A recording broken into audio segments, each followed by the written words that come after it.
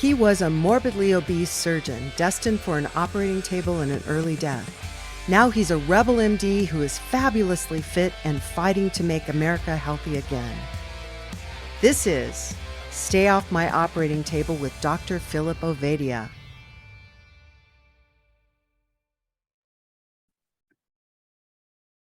Welcome back. Thanks for joining us today at the Stay Off My Operating Table podcast with Dr. Philip Ovadia. We are joined today by Bitten Jonsson. I believe this is our first guest we've ever had from Sweden, or at least who's recording in Sweden during the podcast.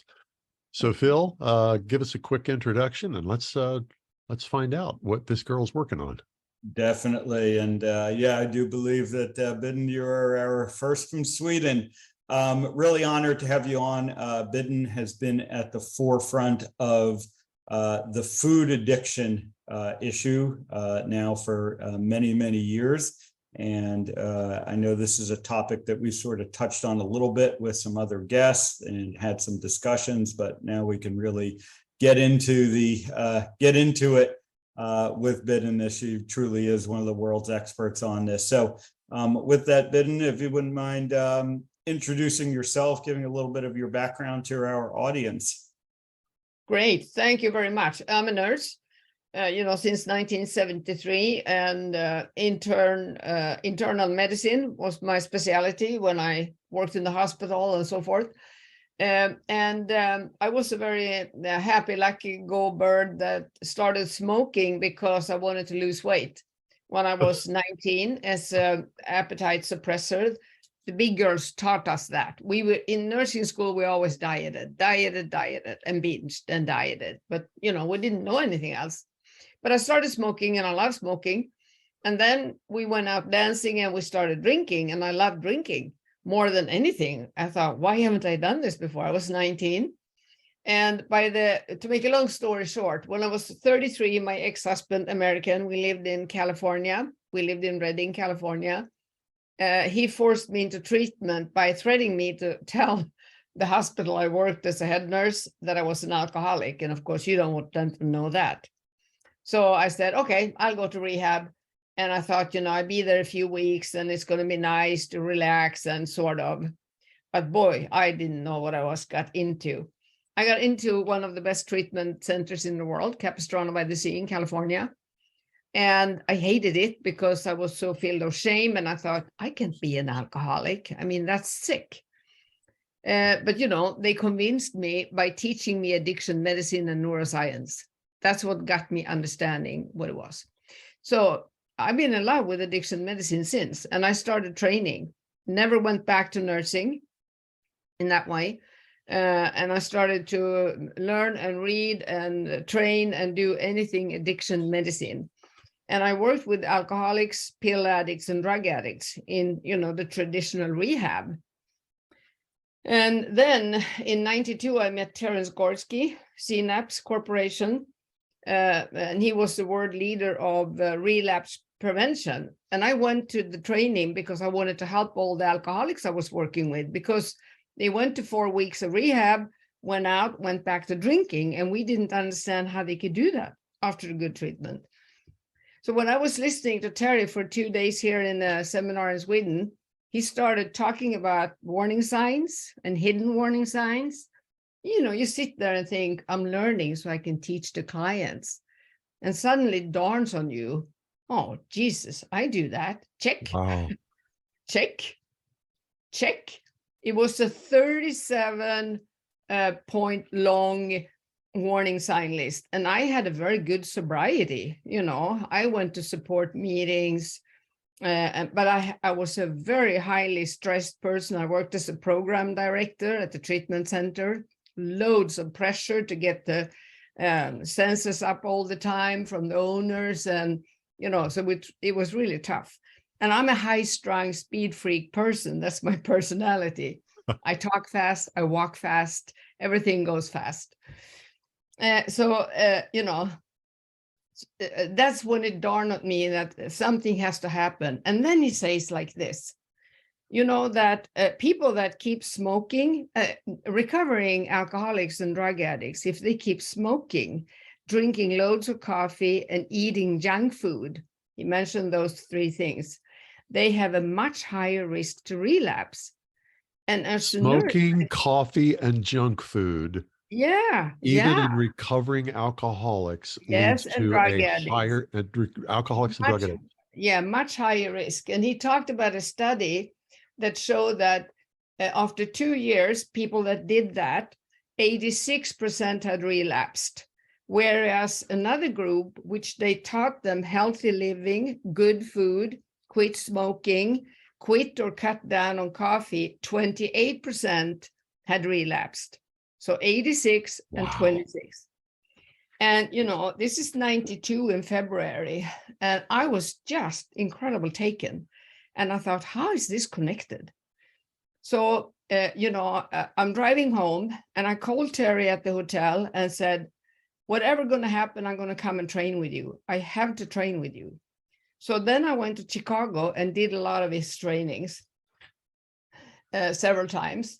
And of course, the day after I quit smoking, like the speed freak I am, I knew nothing about what's going to happen. So I thought, tomorrow I quit smoking and I cut down on coffee. And then I had another thought. Thank God I don't eat junk food. Because, to me, junk food as a Swede, that was only McDonald's. It wasn't sweet. It wasn't ice cream and chocolate and stuff. That's not junk food, only McDonald's. Oh. So talk about twisted thinking and not understanding how twisted my thinking was at that time. But that's what I was taught over in Sweden. So when I quit smoking, you can imagine, I had chocolate sauce up to my ears. I mean, you guys, I couldn't stop. I could not. Every day I said, because I started gaining weight, and I didn't have a weight problem before that. So I thought, what's wrong? Well, I know you gain a few kilos when you quit smoking, but I passed that limit and I kept gaining. So then, I said, in the morning, I said, tonight, I'm not going to eat chocolate and ice cream. And I mean, we're talking, huge amounts. It increased. Every evening I ate more chocolate because it was my last evening eating chocolate, right? Oh. Tomorrow I'm going to quit. And then the next evening I ate even more. And I said, but only today. I'm going to quit on Monday, and so on. And then I worked with this American lady. She worked for Parkside Medical Corporation, huge corporation that had treatment centers all over US. She was over in Sweden training us because I'd moved back to Sweden then. So, and I said to her, come on, what's wrong with me? I could quit alcohol. I've been sober since 1985, and I could quit nicotine. I've been sober without that for almost a year. How come I can't quit sugar and ice cream, which was my favorite drug? And she said to me, you might be a food addict. And I almost fell backwards and never heard the terminology. And I stared at her. What is a food addict? And by the way, I don't want to be a food addict. But she convinced me by talking to me, pointing out the loss of control, all the same, exactly same symptoms as when I was drinking. I was hiding, I was lying, I was sneaking, I was, denying, fooling myself. Everything was there. So in October of 1993, I got the opportunity to go to Lutheran General Hospital in Chicago and train with the founders of using the same model for alcohol, pills, and drugs on food addicts. So that's how my story started, you guys. And then, the rest is just a story, I almost said. But that's how I got into this. So I didn't choose it. It chose me, is what I say.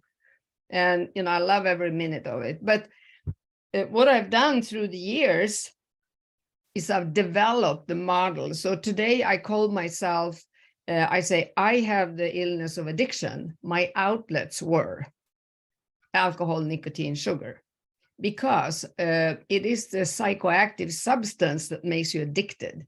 I'm not a food addict. I never binge on boiled cod or cucumbers. Oh, wow. So, that's one of the first questions I think that always comes up when you bring up food addiction to people, and they'll say something along the lines of, well, you know, alcohol isn't essential to life, tobacco isn't essential to life, you know, gambling isn't essential to life. All these things that people become addicted to, you know, aren't essential to life, but food is essential to life. And so how do we kind of define, you know, when you've become addicted to food? And then the related part of it, which is, I think, what you were just touching on, is, you know, is it all food, or is it just certain components of food that we get addicted to? Well, you have to understand the progression of addiction, food addiction, sugar addiction. And that is, you know, I do a diagnostic interview on people which have developed the instrument sugar, where I can map a whole person's life from the first symptom of addiction until today. And usually they come to us when they are 40, 50, 60 years old. So they have had a battle of 30, 40 years with food addiction. And there is no other illness that has so many diagnoses, you know, or labels like, you know, binging, bulimia, anorexia, restriction, you know, binge overeating, volume eating. I could go on and on. I usually present a long list of all those names. And so many people are trained in one part of seeing all these. They don't see the whole picture. So what is going on? I don't work with eating disorders, you know, because I always make sure that I diagnose somebody. If it is addiction, the restriction, the bulimia, the purging, the volume eating is a process addiction, which is a consequence of the sugar addiction in the brain, because you're trying to control it. You're trying to diet. So many people said to me, yeah, but I'm a food addict. I can overeat anything. And I said, of course you can, because your reward center is screwed up. Your brain is hampered. You know, it's faulty wired due to the sugar, flour, processed foods that you've been eating for years. So when we look at them, you see that as a kid, you love sugar, you know, you go for the goodies. But when you come up as a teenager, you start gaining weight. And the interesting thing with tofu, since we know that those processed foods and sugars give you insulin swelling, you know, as a doctor, that people can be fat on the inside. So I think that is many times the cause for people trying to starve, because not everybody will be overweight of the way they're eating. We know that too. They can eat a lot. So in the teenage year, they start dieting. And you also know the biochemistry with dieting, the on-off, high insulin, volatile blood sugar, trying to restrict, and then you eat again, you binge, and so forth. And that is one good way to destroy your metabolic system, right?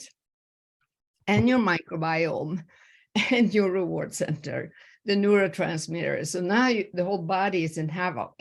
So then some people, they get high from starving. So they can go into what other people would call anorexia, but I call it restriction, you know, as a process addiction. They get high on starving. I want to ask you to just clarify something. That's the second time you've said that phrase, process addiction. Yes. Gambling is so they're process literally addiction. okay. They're addicted to a particular process. Yes. And, you know, the researchers, the professor Lars Olsson and Stefan Brené at Karolinska Institute in Stockholm, where I used to work as a clinical supervisor, they did all the groundbreaking research on gambling, which they could prove that when you gamble and you get addicted, you have the same effect on the reward center with the dopamine, you know, all the other neurotransmitters. It plays the same havoc, and it creates the same addiction as if you take something. So as an addiction specialist, I talk about intake addiction, things you put in your body, nicotine, alcohol, drugs, food, certain foods. But you also have process addictions. I'll Like be darned. some people are addicted to exercise. They get high from that. They get a rush. Starving is a process addiction for the clients that are sugar addiction, from the beginning. Binging is a process addiction. Purging is a process addiction. They have many other ways too. I was gonna ask you about that because you'd mentioned anorexia and bulimia. And but I don't use, since that is something that the people in the psychiatric and psychology ward uses, even though I think that they many times have a sugar addict on their hands. right. But they don't have the knowledge and understand how to diagnose it, how it started. So they think it is an emotional, psychological problem. Right. But I have met so many so-called anorectics and bulimics, but I call them, overeaters or purging or restriction, just to make sure that I want to tell you that I do only work with addicts. I do.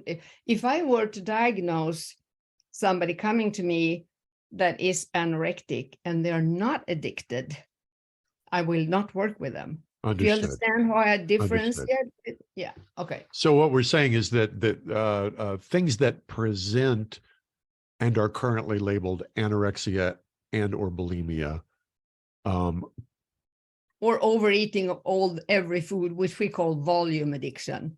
Yeah. These can be addictions, but are not necessarily physical addictions. All right. You cleared it up. Thank you. I didn't want to throw you off track there, but I wanted to straighten that out in my head. They could be, of course, they could be harmful use when it comes to sugar, flour, processed food, and it could be caused by something. So we differ between social users, people that have no loss of control, no problem. They can have a glass of wine, nothing happens. They can have a piece of chocolate, cookie, cake, nothing happened. No craving, no loss of control, no negative consequences. We call those social users, or jokingly normie. And then you have another group called harmful users. They are the ones that eat because they're stressed, because they're sad, on emotions of party style, culture. So here you have to ask, why do you do this? But they don't have the addiction picture. They don't have loss of control like an addict. So with them, you treat the cause, okay? You have to be skilled in, asking the why and looking for why. And then you treat the stress, the emotions, the trauma, the PTSD, whatever caused it. And they are the people you can help moderation therapy. They could improve their food. They don't have to be as strict as a sugar addict. Right. We have to be 100% abstinent if we want to recover. So people that drink too much could also have a harmful use and learn to moderate drinking because they weren't alcoholic. Are you with me? I am. Groups. Okay. And then we take the third group, which is the only group that I'm interested in, which is addiction. I only want to work with addicts. I think they are the most wonderful people in the world to work with. The other two groups bore me to death. So, but just to dig into that a little bit more. So there are people who are basically physically addicted, biochemically addicted, that may not have the emotional underpinnings of that. So because, many of the people, that I work with, who, and I'm working on the end effects of the addiction, the metabolic health problems that come from that addiction. But when you get into it, it seems to me that most of them, have an emotional component. There's a reason that they started overeating, well, maybe as I think through it, I guess maybe that's not exactly true, but that's really the question. Does the processed food lead to the biochemical addiction and the physical addiction, or do most people have an emotional tie to the food that leads them then to overeat, and it gets to the point where it becomes harmful? The processed food causes addiction. Addiction is a primary illness, and it starts very early. 3-4 years of age is when you diagnose an addict. You can see that the first symptoms comes 3, 4, 5 years of age. And, you haven't developed emotional problems or trauma at that age, but you start getting hooked on the drug. And most people become very depressed. If you look at the symptoms of volatile blood sugar, you see that, the mild thing could be irritation.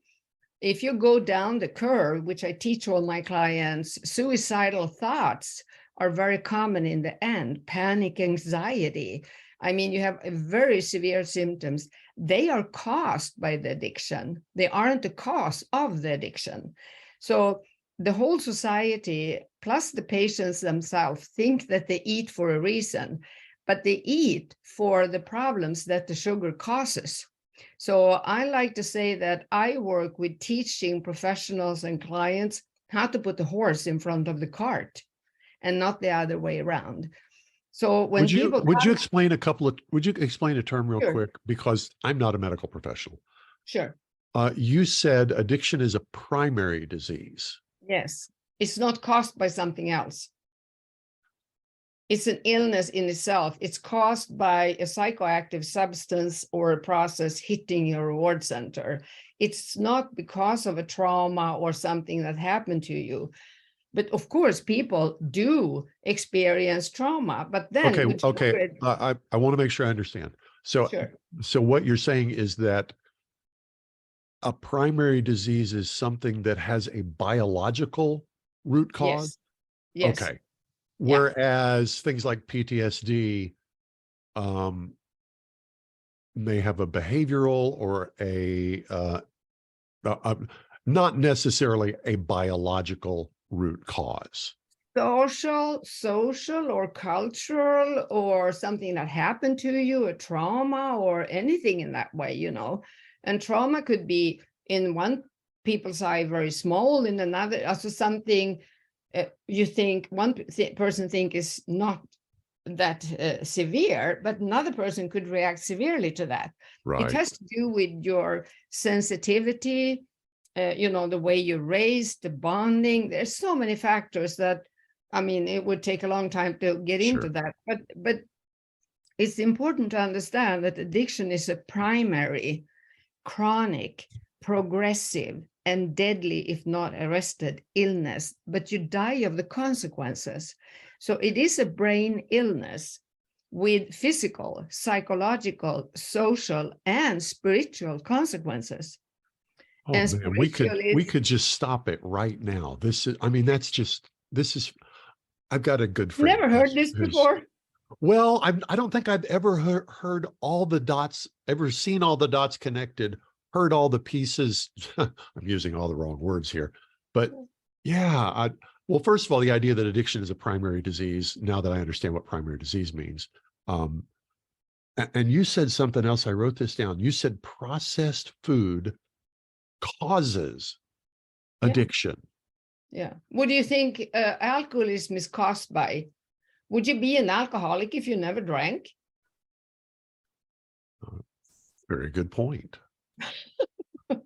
Yeah, so along those lines, I guess that becomes the question, does food addiction exist outside of a processed food environment? And unfortunately, in our modern environment, that's a theoretical discussion, because no one exists outside of a processed food environment these days, I guess, maybe except for some of the few ancestral populations that we still have. Right. But I guess theoretically, if would someone or do the people who have this potential for processed food addiction, if they didn't have processed food, would they not be addicted? I mean, you kind of said it earlier. No one gets addicted to, boiled cod. No one gets addicted to steak. we only get addicted to processed foods. But it's very interesting to see that, I've had a few clients that grew up in communities, rural communities. They only had, they lived on meat, butter, cheese, veggies, potatoes, were part of it, but, not a lot. But they ate very, very good food, cooked from things on one ingredient. I say, that's how we should eat. In an egg, there's only egg, don't mix things. But they had a grandfather that was an alcoholic, or that it was in the genetic makeup. So when they are 10, 11, 12 years old, and they are exposed to sweets, sugar, remember that this is every flour is sugar, processed food. They are exposed to that and they go bonkers. They immediately start losing control and get the craving. And, when you look at the research Professor Jörgen Engel at Sahlgrenska did many years ago about sensitivity, you can see that the person which is born with a genetic sensitivity, which I think is a superpower, Philip, to have a super sensitive brain, but you need a driver license on it. So, so when they get exposed to this, they just start wanting more and more. So it is, we have to start understanding how dangerous psychoactive substances is on our brain. So they go for it immediately. And Jörgen Engel showed that, normies, as I call them, the people that doesn't run for the store after one piece of chocolate, they have one piece of chocolate and they're very satisfied, and half a glass of wine, they're very satisfied. Nothing happens. There's no hula, and they always are like that. There's no what? Hula, There's no hula?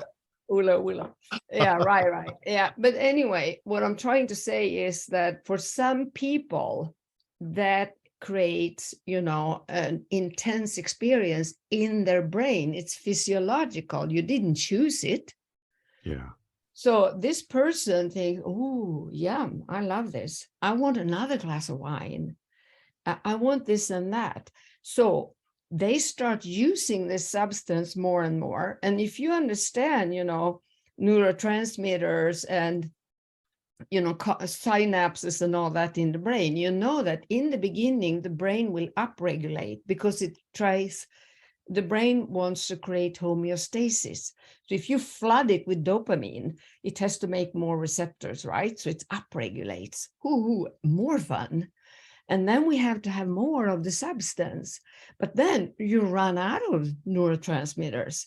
I want to, okay, we've hit another medical thing that I don't understand. I've never heard this before. I want to make sure I understand it.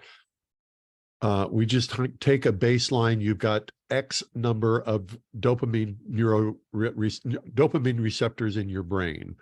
Yeah.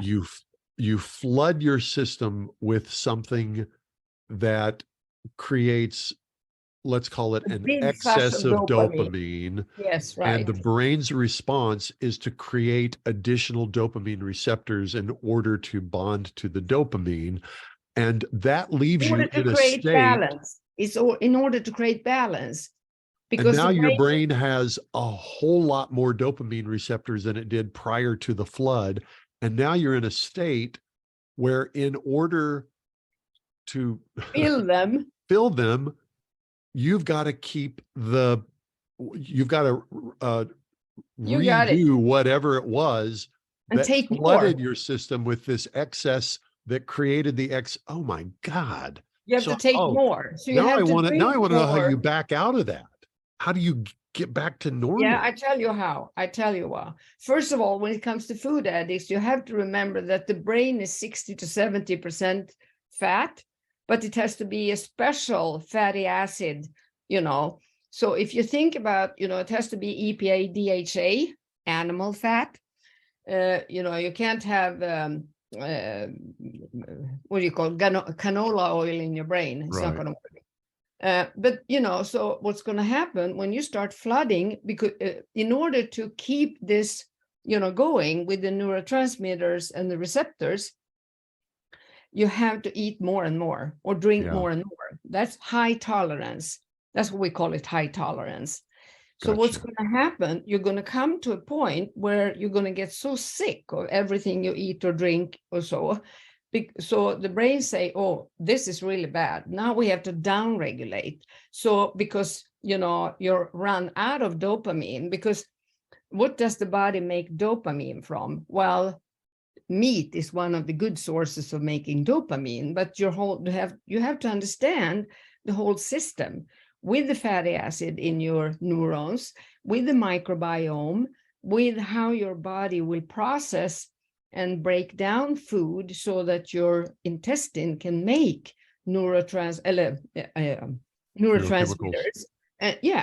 and produce it. And a person that is, eating like crazy on junk food or drinking, if we use that as a parallel example, they're not going to take good care of their nutrition, right? Or the stomach, the microbiome, and so forth.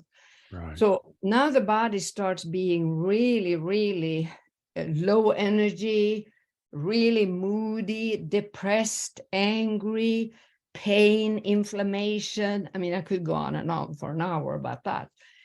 Do you understand what I mean? So I think I get it. Yeah. So what's going to happen here now is you don't get a kick. But if you look at the curve Jürgen Engel so beautifully did on this sensitivity chart, the effect goes down over time. The effect of the drug, the hoopla, goes down, right? Are you with me? I think so. But look at craving. That curve goes up. Craving goes up. Ah, yes. So now you're over They're actually here. the same thing. Yeah, well, yeah. Now you have craving from hell. Yes. But you don't get any effect even if you eat 40 cakes, right? You just get sick as hell. Then something else kicks in. Your brain, which now is only a reward center and the reptilian brain, the rest is pretty much shut off. Your neocortex, limbic system, prefrontal cortex, it doesn't function well anymore. So what you're going to do? You go into drug-seeking behavior. So what does people do? Now they start drinking on top of this, because then you can start all over again. That's why I work with something called addiction interaction disorder. I look at, one illness, many outlets, and how this is connected to each other. So this basically also can explain to you guys why it takes about 2 years of working intense biochemical repair to heal the brain, to get the mental horsepower back, to get somebody clear in their head, take away the foggy brain, before you can start doing therapy on the people that need therapy. But see, we work in the opposite way. We start doing therapy right away when the brain is absolutely foggy and very, very, very low on energy. And then we ask people, why do you eat? Which is the most stupid question you can do to a food addict, sugar addict. You don't ask why when it is a primary illness. You ask, how can I help you? Wow. Because there is no why. Because the brain has been overtaken by this monster, which we call the shape-shifting beast. Because, it does shapeshift into starving and bulimia and alcohol and God knows what. Screens, social media, that's a big thing now.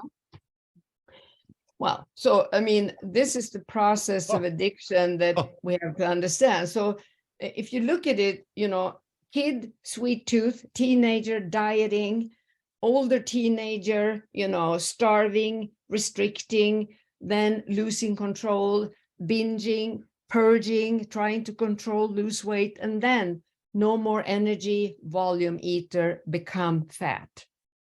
Can you see the picture? I think I do. Okay. Yeah, and it's so interesting, the addiction interaction, that you mentioned, because, again, this is something I see all the time, that when we get a hold of people's, when we get them off processed food, how many of them end up cutting back on other things in their lives that they probably didn't really recognize as an addiction. Alcohol is one of the common ones. I mean, my personal experience is, when I have eliminated processed food from my diet, my desire for alcohol just kind of went away. And, I don't think I had any of the, components of alcoholism. I mean, I was able, I had no trouble moderating my alcohol use. It's just now when I drink alcohol, I just don't really get an effect from it. So I don't really, seek it out anymore. And again, I've seen that in many of my patients as well. Yeah, but this is, I did a small study once on 202 clients that were all diagnosed sugar addicts, right? With all those symptoms I've described. And 74% had pathological, reactions to alcohol, but they don't drink like alcoholics because food is the main drug for them, right? So, but when they drink, they lose control, even if they drink twice a year. So once they get one drink in, they can't stop it, and they get negative consequences. And the definition of addiction is that if you have negative consequences of the substance, and you can't stop, that's addiction, basically, short one. So how prevalent do we think this food addiction is? Because, again, I deal with what you could say is the end effect of the food addiction, metabolic disease. We know the statistics, show that, 9 out of 10 people have some element of metabolic disease. And, again, you don't really get metabolic disease if you're not eating processed food. So do we think that all of these people, are basically addicted to processed food? No, I don't think so, but I think most of them have an addiction. If I were to screen them and do my diagnostic interview with them, I would probably see addiction all over the place. But I think also you do have some harmful users that, have, other problems they need to work with, but they are a very small group. Today they are. I think if I look back these 30 years that I've been in this field, it has increased tremendously. I would say that it is scary. And the next generation, I'm 70. So if I look at my, I don't have any kids myself. I have lots of nieces and nephews that I am very close to. But if I look at them and even younger, the ones 15, 16, I would say that we are in for a disaster. I think it is. And since the energy drinks came together with the processed food and screens and social media, I think we have so many that it is unbelievable that has foggy brain. And the hard part that I see is that, they all get these diagnoses, all kinds of diagnoses. And here in Sweden, I'm not so sure, I know a little bit about US, but here they put them SSRI and SNRI, which is a total, absolutely disaster, that chemical treatment for something that is caused by the energy drinks, the lack of nutrition in their brain. And we have another big scare over here, which is veganism. Yeah. All the vegans, because our brain cannot run on vegan fat. It is made for animal fat. And you could argue to death with these people. I stopped arguing with them. And many years ago, maybe 10, 15 years ago, I said no to treating people that are vegans if they don't change their food, because I could never help them. Because all they eat is carbs. How can you do that on a carb-sensitive brain? It doesn't work. Wow. So I don't work with them. I would like to go down a road we've never gone down on this show before. Okay. You talked about social media, our screens. I've been aware for quite some time that many of the apps that we run on our phones are specifically designed to create a dopamine hit. many of these social media companies have neuroscientists on staff who explain the reward behavior that can be programmed into our applications. However, having said that, it never occurred to me that this could create literally the exact same physiological pathology that too much alcohol can create. Am I understanding you right? You really do. And I said, okay, go out and grab 10 young people with their phones, lock them up, take off their phones, and you're going to see detoxing withdrawal from hell. Not metaphorical. You're not talking about metaphorical addiction. You're talking literal. Yes. Brain screwed upness, exactly as if they were alcoholics or drug addicts. Yeah. And it is the same thing. It's the same primary disease. Yes, absolutely. Phil, is your brain blown here? I'm just. I mean, I see it. I have young children, and I see the addictive behaviors, in the kids these days, and so we had Jen Cleveland on previous episode, and she works in a childhood metabolic clinic dealing with childhood diabetics, and she was talking about the increase that we are seeing in metabolic disease in these children. And I think it's related to all of this stuff. They have the processed food addiction, they have the screen addictions. The screen addictions lead them to be less active. It all higher craving, the drug seeking behavior. Remember the picture with the tolerance, increased tolerance and the craving. So they have to go somewhere, and they don't start drinking. But, everything has to have an app nowadays. And I started noticing this some years ago. I have an iPhone, and when you have a missed call, it says, call box, message box. It was a little, that little, laying 8, that's the sign. So in the old days, when you pushed that one, you came immediately to your answering machine. Just some years ago, suddenly it said, do you want to open your, answering machine? And I go, what? Do I have to click again? So I have to do one more click, right? And I started asking people, who earns money on the clicks? So if you think about it now, you have to push, click, push. So you're more and more spending time on the phone doing all these clickety click and push.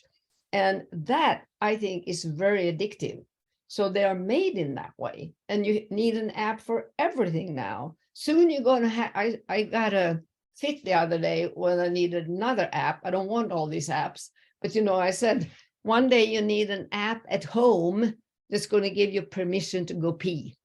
I bet you have to log in. That's how crazy this is starting to be. But I tell you one thing. One of the first lessons I had about, this process addiction, I read about it, but I have a good friend. He's a doctor, and he's trained in US by Patrick Carnes in sex and love addiction. He's certified. Sex and love addiction. Yeah. Wow. And he's told his story about his love addiction, falling in love all the time, creates incredible dopamine rush, I'm telling you. But anyway, so anyone that's fell in love know that. But anyway, so he got really sick in the end with tons of consequences. And the reason I can tell you is because he has talked about this in all the magazines in Sweden. He's written a book. He's very open with this. So anyway, the thing that's interesting in his book, which is only in Swedish, is that when he goes into treatment and they detox him from love addiction, he has all the symptoms a heroin addict has, the pain in the body, the sweating.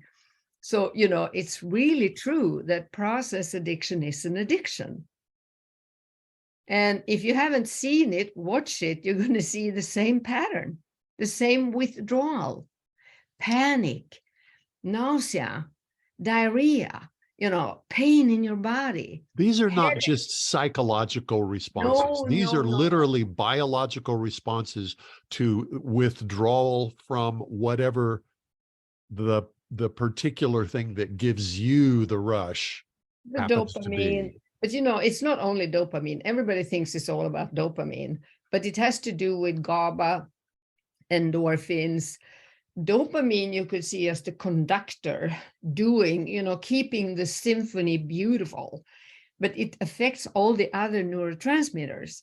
You have to understand that too. So it plays havoc with the whole symphony. And also remember what I said about the stomach, like gluten is abrasive. It takes away villi. So you don't have any good nutritional uptake. Your microbiome is screwed up from all the junk food. So, you have, it's like, we used to say here, the cat on the rat and the rat on the rope, and on it goes. So you have to understand. And that's why I created this training, which I call holistic, addiction medicine. And I love that you said, because this is one of my favorite sayings. Traditional medicine is 1 ill, 1 pill all the time. 1 ill, 1 pill. Yeah. But, I love we that. have to create 1 ill, 1 pill. Yeah. We have to create multidisciplinary teams, and we have to connect the dots. That's one of my favorite sayings. Connect the dots. And Philip, I really think it's wonderful to hear you talk about that you work with metabolic health, because what I'm doing during March, I'm doing a special intense training for the professionals I teach to treat sugar addiction in metabolic health. Because in addiction medicine, nobody teaches metabolic health. And you know what? In addiction medicine, nobody, cares about metabolic health, or, they have to marry. So that's my aim, to marry those fields.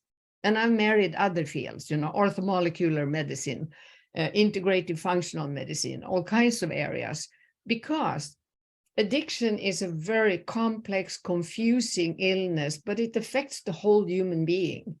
So you have to connect the dots.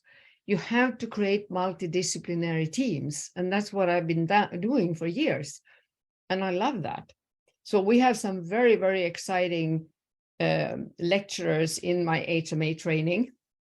I don't know if you saw the little thing I put out on Twitter on that, but I think this is incredible important that we, everybody should know something about the metabolic health.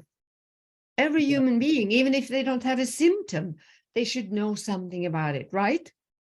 Oh, yeah, certainly. People say, what is insulin? I think, God, have you lived under a rock?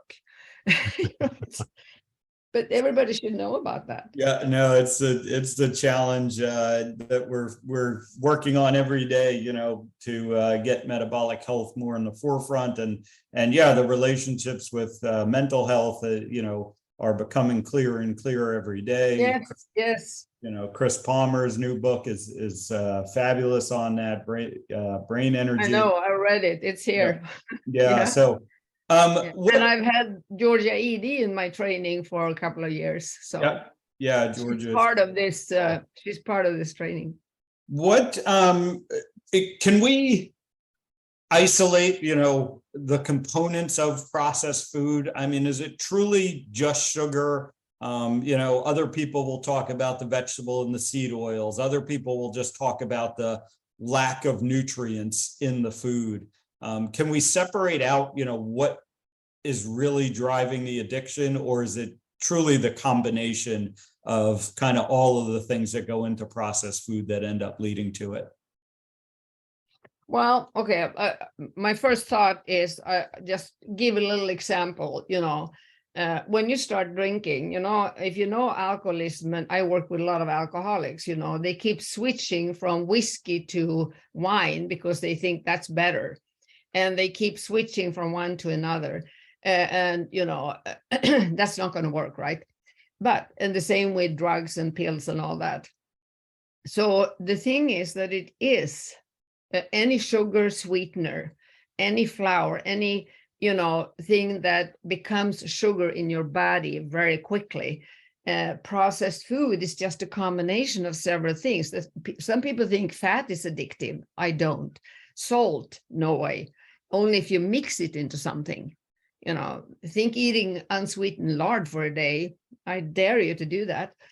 Nobody can do that. Or just eat salt one day. No. So then it is the combination. And many years ago, I read Kessler's book, and the Overeating America, where he talks about how the food companies have specialists that combine flavors, chemicals, molecules, food that is broken down in molecules and all that. And that creates a bliss in your body. And it's also the very fast uptake. We know about psychoactive substances. The faster your body can take it up, the more quickly you become addicted, right? Cocaine is one. Sugar is one of the worst, because when you chew a piece of bread, with your amylase, the enzyme in your mouth, it becomes sugar right away in your mouth and goes directly out to your blood. So it's incredible quick. So I would say that you have to understand how it starts. So once the addiction is established, it's gonna try to eat everything in sight to get a bliss again. That's how people get so confused about what type of food it is that you become addicted to. But it starts with what I call sugars, with an S in the end, to talk about all these things that quickly become sugar in your body. Rice, any high carbohydrate. And then you have to take the next step and think about, how has this person eaten for years? Do they have leaking gut syndrome? Will their body, leak things because the villi is broken due to gluten? Will it go quicker out in their system? We know that in order to produce oxytocin, which is your body's largest relaxation system, both for men and women, it's not a female hormone, which some people think. You need protein and fat in order to build that. So if you live on a lot of carbohydrates, your oxytocin level will go low. And then in order to get a rise in oxytocin, you need to eat a huge amount of food. You need to extend your stomach. That's when you get a kick of oxytocin. So now you have to start overeating everything. So this is what makes this so complex. Yeah. Exactly what pinpoint do we have? Well, and then I think it is in a way too that if I look at the clients I worked with, we have basically two types. We have what I call myself the hardcore addict, chocolate and ice cream. Bread, pasta, pizza, never done anything for me. Nothing happens. No fun. Just stuffed. Then we have the people that are so incredible addicted to flour, to bread, to pasta. They are much sicker. They are much harder to detox. They are much harder to keep abstinent. They relapse much easier. I think there are several reasons underlying that when you think biochemically. So this is probably very confusing in some people. Well, I don't like chocolate, but give me bread. But they're both sugar addicts. Yeah. So you can't only, you have to understand the layers. That's why I call this illness, like one of my counselors said, the shape-shifting beast, because it is so complex and it does change all the time and get new layers and new ways of, triggering the addiction with all kinds of stuff once it is in place. But I think that sugar, flour, and processed food is one of the most highly addictive, most dangerous psychoactive substances we have in society today, because it is the gateway drug into everything else. And it's highly accessible. Think about it. Early exposure. We give babies this stuff. Yeah. Nobody give a baby cocaine unless you're totally crazy. But I mean, and then the constant exposure. And Paul Early, one of my favorite addiction doctors, he teaches in my faculty too. He taught me, I think it was 2006, I met him the first time at CCAT Atlanta, about cue-induced craving. So once it is established, you are much more sensitive to see the drug. Think about the commercial, smell it, all the bakeries lined up on the street and chocolate fairs and all that kind of thing. Going to 7-Eleven, you almost get high just from the smell. So the cue-induced craving and the constant craving makes this addiction the hardest to treat, the toughest to be free from, screws up your brain and your body most, because it's so insidious. And in many people's eyes, you can't be addicted to that stuff. That's what's so dangerous. But it's incredibly dangerous. I've seen people be so sick, you can't believe it. I had one woman that drank, a gallon of Coke, sugar-free Coke, a day when she came. It took 3 days to detox her. She got into migraine, she vomited, she was incredibly sick, but she was in group. On the 4th day, she looks at my colleague and she said, "Who are you?" And my colleague said, "Well, I'm Maud. I've been here with you for 3 days." She had a blackout, total blackout of 3 days from, sugar-free Coke. So you have to understand a lot about the body, a lot about the biochemistry to see all these layers. And that makes it very tricky. Okay, there's an important question that I've got to ask. Is my understanding is that there is a genetic propensity for addiction. Definitely. And you've either got it or you don't.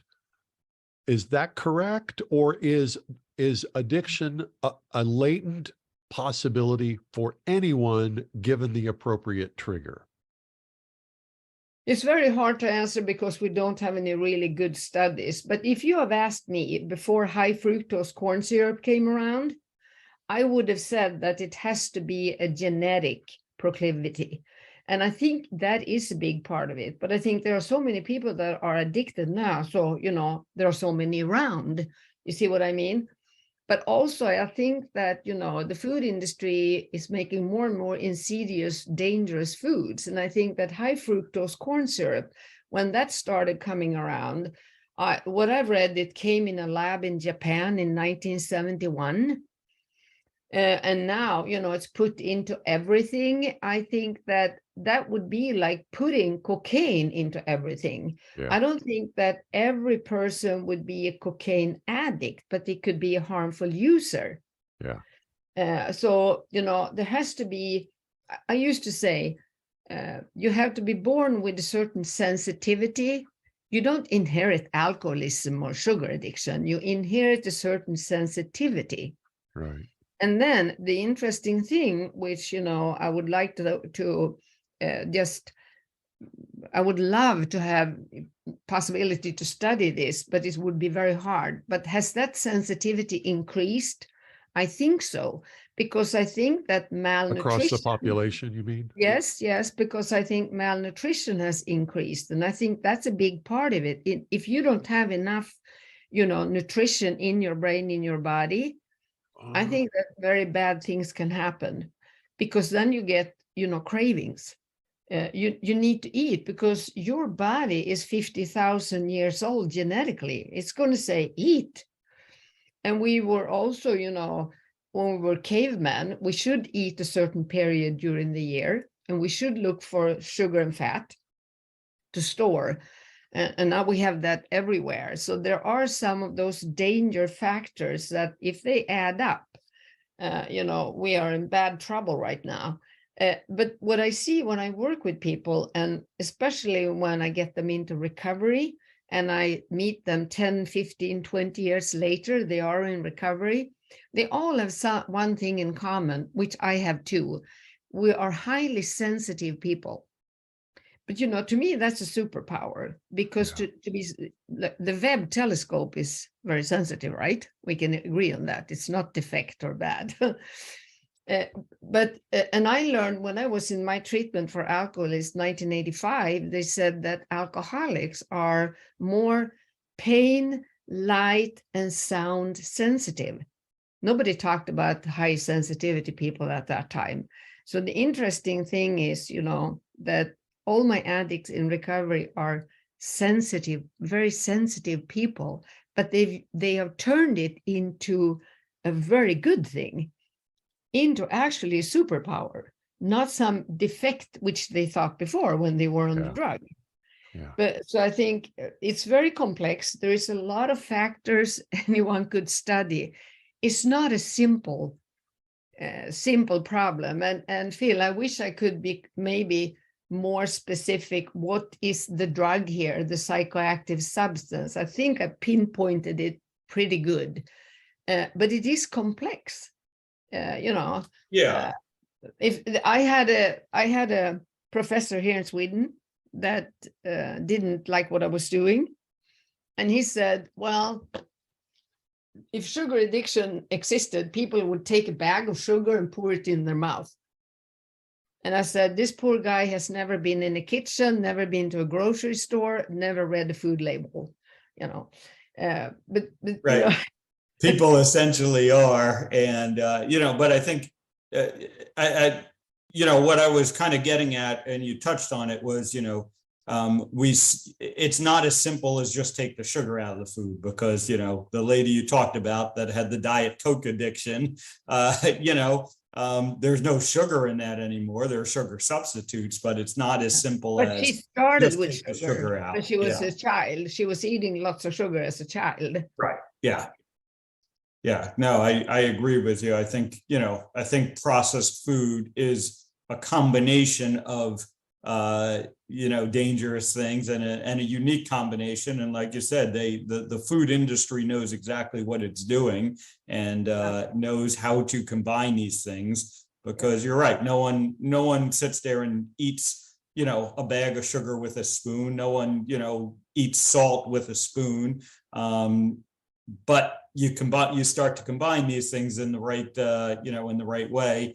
And then it's pretty interesting, the sort of malnutrition component of it, because that's another effect of the processed food. It's devoid in, nutrients. And as much as they say, well, we fortify it, we put the vitamins in, we know our bodies don't absorb that, or can't use it. It's not in usable form in many instances. So you're right. We end up, nutritionally deplete. And so that's going to make your body's responses get more hungry, eat more, because we need our nutrition. Yeah. Wow. But it's the same thing, the modern processed food depletes hydrochloric acid. And without hydrochloric acid and enzymes, you don't break down the good food, like the meat, like the eggs, like the fish. So say that again. Say that again. You just answered a question I've had for a long time, but I'm probably not the only one. I remember when I was first, I had a health situation 17, 18 years ago, and my naturopath gave me HCl, and I thought, what the heck's going on here? I came in to see you because I've got this awful stomach acid, and you give me more acid. You just explain again what happened here. Yeah.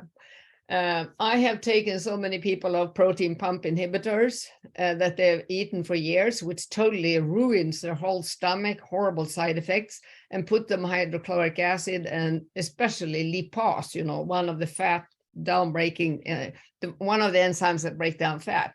And people think I'm nuts, but the stomach become really healthy, and they start breaking down food and get good nutrition uptake. Because, and we just talking about, all the gastric bypass surgery, all that, they have no hydrochloric acid. But these people, of course, because of the way they were eating junk, for a long time, they had reflux. They thought they had gastritis. But that is the stomach, when the stomach gets full of this food, it pushes the little hydrochloric acid you have up. So you think you have too much hydrochloric acid, but it is a sign that it is not enough. So it can't break down the food, right? So then you have to give people hydrochloric acid. And that's some of the things I learned from integrative functional medicine many years ago. And it is very cheap, very simple to test if you need it or not. Takes 3 days. And, it works wonders on people in most cases. And you don't need it forever. Maybe some people for 3 weeks, some for a couple of months, until the body has, redone the production because you eat good food. So that's what it is. That's just fascinating. We just saw here in the last couple of weeks that this Prilosec, an over-the-counter drug, proton pump inhibitor, that's been just dumped on the market. I know. Was just pulled off because I can't remember what the particular causes cancer, or it's just a nightmare. Yeah. It's very dangerous. But I've never had anybody explain it doesn't to me work. the mechanism of why I was supplementing with HCl, and it actually made my severe heartburn go away. Yeah. And this is the reason too that people become so sick when they go to tropical countries, because you need a high level of hydrochloric acid to kill, parasites and bugs and all kind of stuff in a new environment where you eat.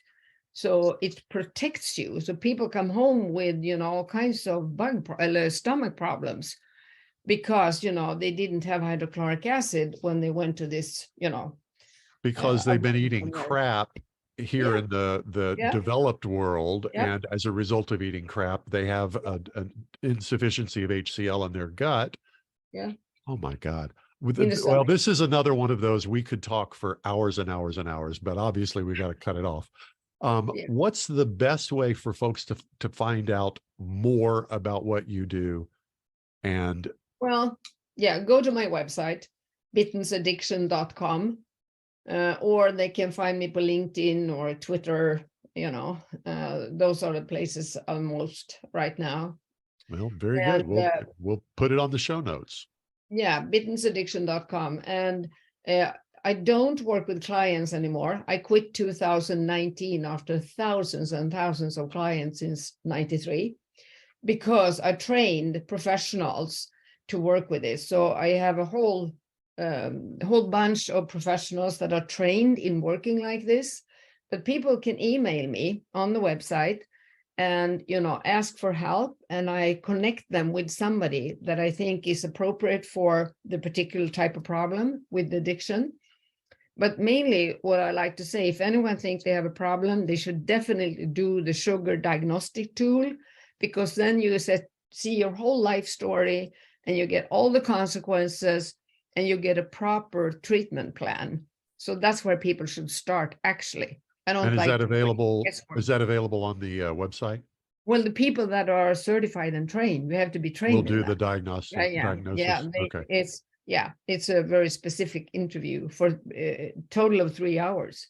Oh, wow. Okay. So, it's no guesswork. And then if anyone like to work with this, I have my 2 online trainings is on my website. If they folks who want to be involved in the treatment side, who actually want to help people. Yeah, they want to work with this. They want to train and work with these things. Yeah, they are welcome. Wow. Amazing. Yeah, thank you so much for coming on. I think this is an issue that, we need to talk more about. We need to acknowledge. So it's been great having you, and certainly encourage people to come learn more about your work. Very important stuff. All right. The same, and we need to work together. Definitely. I'm very, very grateful that you take on addiction medicine with the speciality you have, because we need each other dearly. Definitely. Yeah, good. Well, I'm glad you guys got together. I'm really glad I got to sit in on this conversation and I'm Wow. going to see you This in is front of me now. Whoa, stop. this is fantastic fun. stuff. You're putting all the pieces together for me, and it's just fantastic. But we're gonna call it. Thank you so much for being with us, Bitten Wow. Jonsson. This has been one of my, I think I'm going to put this one in my top 3 interviews that Ooh. we've had over the last couple of years. I'm honored. Uh, Thank you I for think letting me share. with Chris Palmer and Thomas Seyfried, those 3 have the 3 of you have blown my mind. I am just, well, thank you. Thank you very much. This is the Stay Off My Operating Table podcast. Thank you for listening or watching if you're on YouTube. Be sure to click and subscribe. Visit Dr. Ovadia's website at ifixhearts.com. Visit Bitten Jonsson's website at bittensaddiction.com. We'll provide all that stuff in the show notes so y'all don't have to wreck the car while you're trying to write it down. And we will talk to you next time. America is fat and sick and tired. 88% of Americans are metabolically unhealthy and at risk of a sudden heart attack. Are you one of them? Go to ifixhearts.co and take Dr. Ovadia's metabolic health quiz. Learn specific steps you can take to reclaim your health, reduce your risk of heart attack, and stay off Dr. Ovadia's operating table.